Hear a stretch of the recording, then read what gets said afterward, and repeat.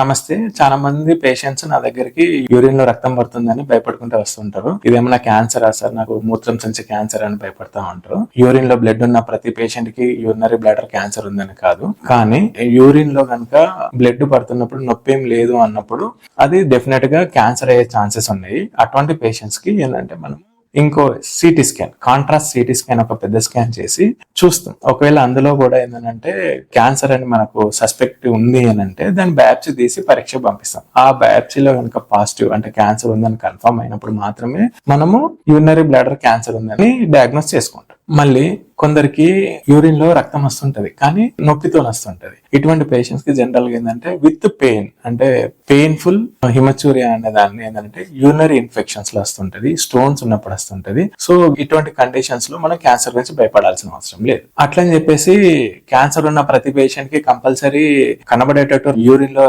రక్తం పడదు. కొందరికి మైక్రోస్కోపిక్ హిమచూరియా అంటారు, అంటే యూరిన్ టెస్ట్లలో మాత్రమే కనబడుతుంటది. దాన్ని మైక్రోస్కోపిక్ హిమచూరియా అంటారు. ఇది ఉన్నా కూడా క్యాన్సర్ ని మనము సస్పెక్ట్ చేస్తాం.